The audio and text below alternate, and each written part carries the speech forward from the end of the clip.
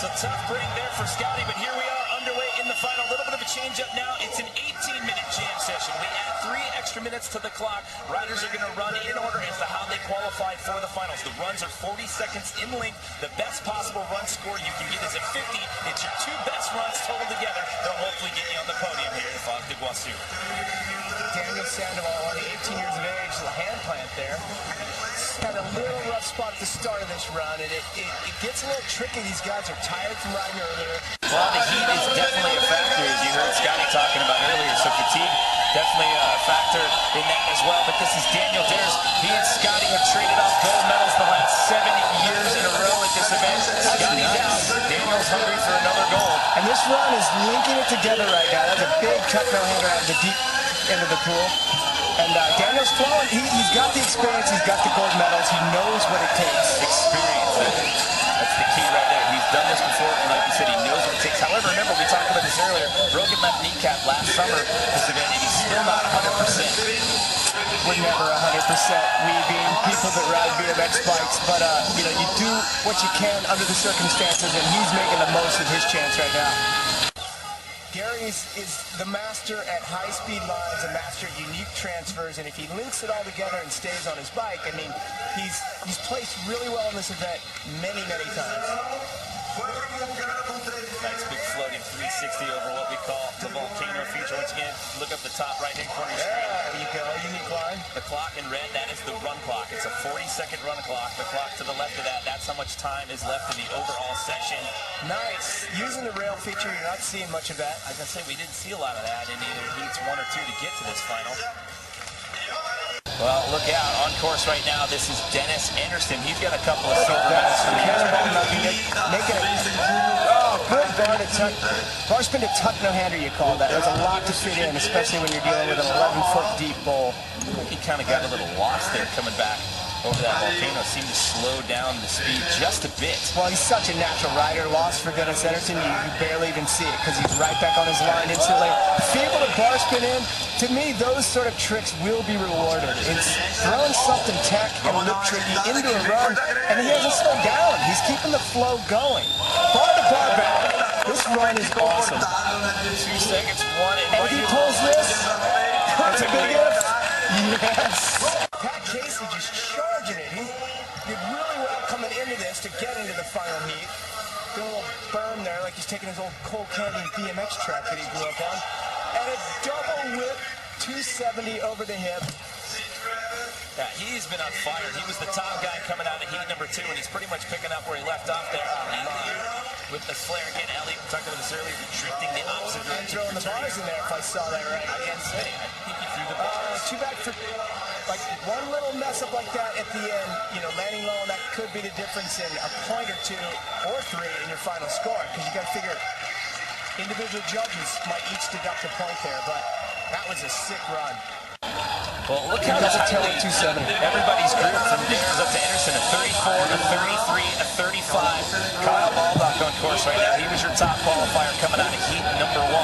Bar catch bar, and Kyle's obviously figured the lines out. I think that makes him the favorite. I mean, not against the entire field of 5, but if you had to pick one guy based on how he rode in the prelim, that this would be it. But you still got to make it happen when it counts, and he's doing that right now. Got that corked out 7 over the volcano, and then that corked out 900 on a tight transition right there. Well, Kyle's known for doing some of the hardest tricks in the business, like that tail whip flare, making him look easy, but he does everything like a little bit higher, or sometimes a lot higher than everybody else, and that stands out. 26 there for Daniel Sandoval, which will bring up Daniel Dares. Solid first run score, that 34, corks out that 720. Nice tuck no-hander. He's keeping his flow coming back from that deep hole too. Losses on a tiny bit, but it's hard to be too critical. But then again, when you're riding with the best riders in the world, you know, the tiny little things can be the difference. Well, we mentioned that from last summer, and he's still not 100%. We're getting word right now that he's also crashed in practice earlier today, and he's got an aggravated right hip that's been starting to act up a little bit, and now you see him go down there and hits that right hip, and definitely favoring that a little bit. You see him kind of limping out of the course there. So So we are in the middle of the BMX Park final. Jimmy Coleman here in the booth sitting alongside Dennis McCoy. We've got Dennis Anderson on course right now. Your top scorer right now, Kyle Baldock. However, he's not at the top of the leaderboard. The reason for that being it's your two best runs combined here. So we're in the middle of round two, so you'll see these names jumping around quite a bit here. Dennis with a huge transfer. Huge and fast and stylish. You combine all those elements and it's a treat to watch. Just under 10 minutes left here in the jam session clock. Once again, the runs are 40 seconds in length. The best possible score you can get out here in the BMX Park final is the best possible single run score, I should say, is a 50. Look at your that. two best scores totaled together. So your best total score, you can get to 100. Solid run off the extension. Something little like that just looks like a way that you ended your run is actually something that's going to add to your score quite a bit. On course right now, your top guy, heat number one. He's got the single highest run score of the final thus far. This is Kyle Baldock. Tail whip to late bow spin. That is scary. 11-foot deep concrete bowl. And you got to find a line to get the speed to do that. And look at that. Corked out 7, I guess we'll call it 3 flip, a little less laid over flip style. I don't know. Again, there's a lot of hybrid tricks out there, but Kyle's on fire. Flare, tail whip.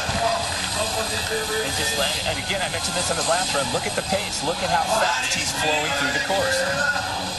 He's on it. Little slip up, but I think Little foot dab. It'll be a little going to be another first run, I think, but still, it's going to be high. It's going to be a huge score, and it's going to put him firmly in the lead. Off the extension. Something little like that just looks like a way that you ended your run is actually something that's going to add to your score quite a bit. On course right now, your top guy, heat number one. He's got the single highest run score of the final thus far. This is Kyle Baldock. Tail whip to late bow spin. That is scary. 11-foot deep concrete bowl. And you got to find a line to get the speed to do that. And look at that. Corked out 7, I guess we'll call it 3 flip, a little less laid over flip style. I don't know. Again, there's a lot of hybrid tricks out there, but Kyle's on fire. Flare, tail whip. And just land it. And again, I mentioned this on the last run. Look at the pace. Look at how fast he's flowing through the course. He's on it. Little slip up, but I think Little foot dab. It'll be a little going to be another first run, I think, but still, it's going to be high. It's going to be a huge score, and it's going to put him firmly in the lead. So he's going to pass, and now we go back up to the top once again with Daniel Sandoval. And a big truck driver to downside with, and he's charging it. I mean, this is interesting. Well, Just he comes down to how many runs he can get. If this is his last run, it's not going to bump him into. He's got a 28 to 26 he's got to get rid of. He's got to get up into the 30s, and he's got to do it on this run. If he can get one more after this, if he get through the rotation. There's 4:40 left on the clock, and if everybody keeps passing, it could be Daniel Sandoval doing 20 runs until the end. And 20, did you get my point? Yeah, that was a great run for Daniel. And we've got Gary Young on course here now. Oh, that transfer him and Dennis are doing. Something about guys from San Diego. They like to pedal. They love to do unique lines. And they're always a treat to watch. And Gary's sitting with a 29. He drops that, and things change quickly here at X Games.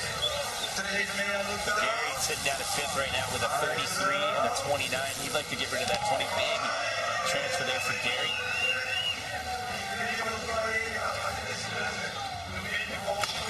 Using the rail there. That's so good to see. Yeah, we haven't seen a lot of that either in the two qualifying heats.